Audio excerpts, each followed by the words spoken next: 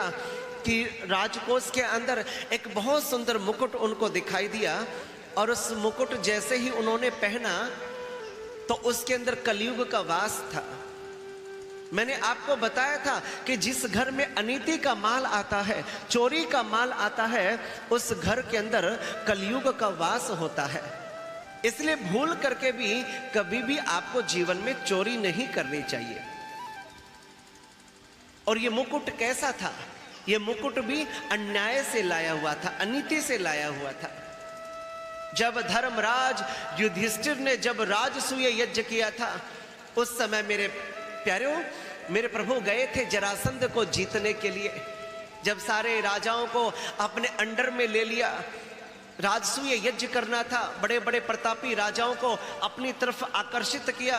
धर्मराज युधिष्ठिर ने, केवल जरासंध बचा था। भगवान ने कहा कि तुम नहीं जाओगे, हम जाएंगे।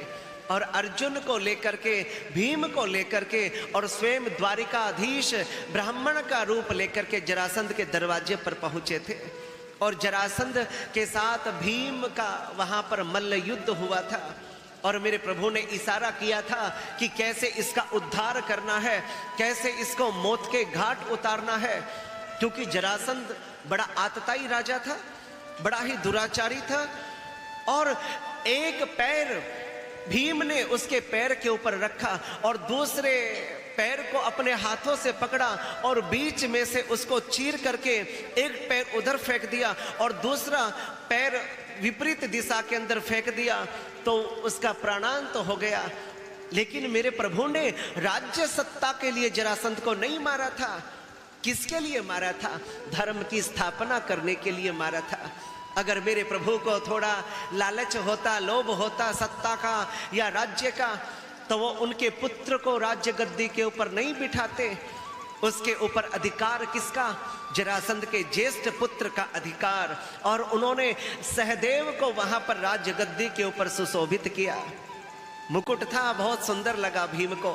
और भीम ने कहा कि ये मुकुट तो मेरे भैया युधिष्ठिर के सिर के ऊपर सुशोभित होगा, इसको मैं ले जाना चाहता हूं। मना किया, बहुत प्रियतर किया। सहदेव ने कहा कि नहीं नहीं, तुम इसको मत लेकर के जाइए, ये मेरे पिता की आखिरी निशानी है।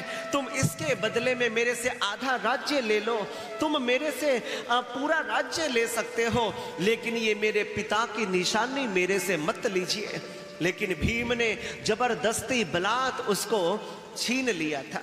और मैंने आपको बताया था कि अगर किसी की सहमति ना हो और वो वस्तु अगर तुम उठाते हो तो वो भी चोरी मानी जाती है। मेरे प्यारों, ये हमेशा याद रखना, स्मरण रखना। मुकुट छीन करके लेकर के आए, युधिष्ठिर ने नहीं पहना, राजकोष के अंदर रख दिया। लेकिन परीक्षित को नहीं पता था। परीक्षित ने मुकुट सुंदर लगा, उठाया और अपने सिर के ऊपर सुशोभित कर लिया, पहन लिया। और जैसे ही पहना, बुद्धि विकृत हो गई, बुद्धि खराब हो गई, क्योंकि कलयुग का वास था उस मुकुट के अंदर। और जैसे ही बुद्धि खराब हुई तो उसके मन में तरह तरह के विचार आने लगे। और उसके मन में आया कि मुझे वन में जाना चाहिए और वन में जाकर के मुझे शिकार खेलना चाहिए। आज तक राजा परीक्षित ने कभी शिकार नहीं किया, कभी भी वो अटखेलियां करने के लिए वन के अंदर नहीं गया, जंगल में नहीं गया। लेकिन आज उसके मन के अंदर ये विचार आया कि एकता धनुरुद्धमय और विचरण मर गया वने, मुझे जंगल में जाना चाहिए और हिरण का शिकार करना चाहिए। और वो हिरण का शिकार करने के लिए चला गया। हिरण का शिकार करते करते भटक गया, सायकाल हो गई, भोजन नहीं, पानी नहीं, सिपाहियों से बिछुड़ गया और भूखा प्यासा आकुल व्याकुल बेचैन हो रहा था परीक्षित। और दूर से एक कुटिया दिखाई दी, मन को तसल्ली हुई है कि लगता है कोई रह रहा होगा, किसी ऋषि की, फकीर की, मुनि की कुटिया होगी। और उस कुटिया के पास गए, वहां जाकर के देखा तो वहां पर शमिक ऋषि ध्यान अवस्था के अंदर बैठे हुए थे, समाधि के अंदर बैठे हुए थे। और उन्होंने आवाज दी कि मेरे को भूख लगी है, प्यास लगी है, भोजन चाहिए, पानी चाहिए। लेकिन शमिक ऋषि को कुछ नहीं पता कि बाहर कौन आया है, कौन जा रहा है, कौन आ रहा है, क्योंकि वो समाधि के अंदर थे, वो ध्यान अवस्था के अंदर थे। और उन्होंने देखा कि मेरे राज्य के अंदर ये पाखंडी महात्मा ये क्या कर रहा है। जो एक राजा संत का कभी जीवन में अपमान करने का भी विचार नहीं किया, आज वही एक राजा एक संत की अवज्ञा कर रहा है, संत का अपमान कर रहा है।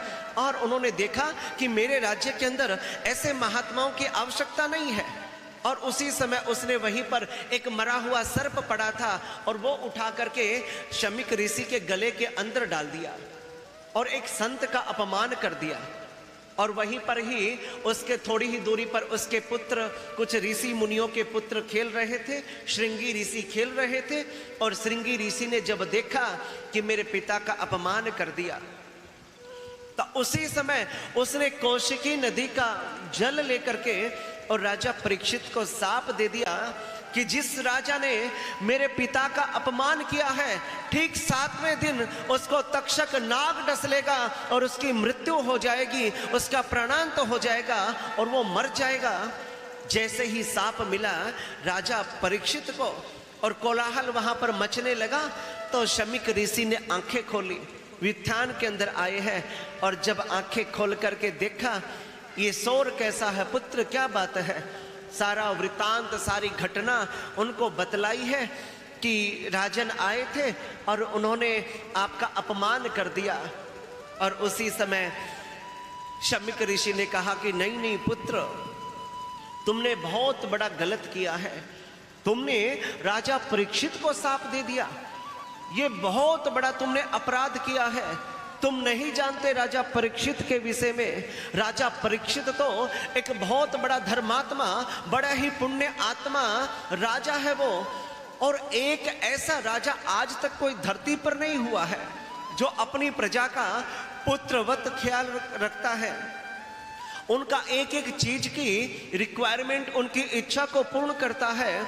और बिना राजा के तो सारा राज्य ही अराजकता फैला देगा, चोर बढ़ जाएंगे, डकैतियां बढ़ जाएंगी, चोरियां होने लग जाएंगी और समाज के अंदर कोई भी व्यक्ति सुरक्षित नहीं रह पाएगा। पुत्र, तुमने आज बहुत बड़ा ये अपराध किया है, तुमने ये अच्छा नहीं किया पुत्र।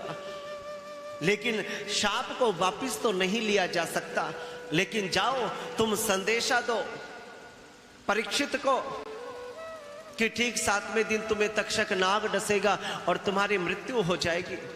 संदेशा भेजा और उधर राजा परीक्षित ने सिर पर से जैसे ही मुकुट नीचे रखा, बुद्धि तो बिल्कुल पवित्र थी, बुद्धि तो शुद्ध थी, लेकिन कलयुग के कारण उसकी बुद्धि भ्रमित हो गई थी राजा परीक्षित की। और मुकुट नीचे रखा तो अपनी गलती का एहसास हो रहा था परीक्षित को। और परीक्षित ने मन ही मन में विचार किया कि आज मेरे से बहुत बड़ी गलती हो गई, आज मेरे से बहुत बड़ी चूक हो गई है, मुझे ऐसा नहीं करना चाहिए था। मैंने आज एक संत का अनादर कर दिया, मैंने एक महात्मा का तिरस्कार कर दिया जो पहुंचे हुए दिव्य संत थे। और प्रभु से परीक्षित प्रार्थना कर रहा था कि मुझे इसका तत्काल फल मिलना चाहिए, मुझे दंड मिलना चाहिए, मैं प्रायश्चित करना चाहता हूँ। और जैसे ही रो रहा था उसी समय वो शिष्य आया और उसने आकर के संदेशा दिया कि राजन, अब रोने से कोई बेनिफिट नहीं है, कोई लाभ नहीं है, आपको एक काम करना चाहिए, अब तो आपको अपनी मृत्यु का प्रबंध करना चाहिए, क्योंकि आपको शाप मिल गया है कि ठीक 7वें दिन आपको तक्षक नाग डस लेगा और आपकी मृत्यु हो जाएगी। इसलिए आप अपनी मृत्यु की व्यवस्था कर लीजिए, मृत्यु का प्रबंध कर लीजिए।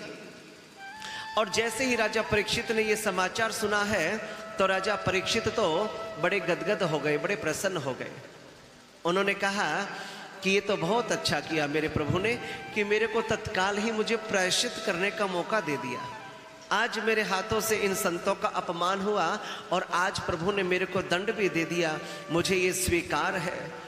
और उसी समय राजा परीक्षित ने अपनी पत्नी, अपने पुत्र को बुलाया और अपने बड़े बेटे जन्मेजय को राज्य गद्दी के ऊपर सुशोभित किया, राज तिलक करके, और स्वयं गैरवे वस्त्र पहन करके कहां चले गए? गंगा के पावन तट के ऊपर चले गए।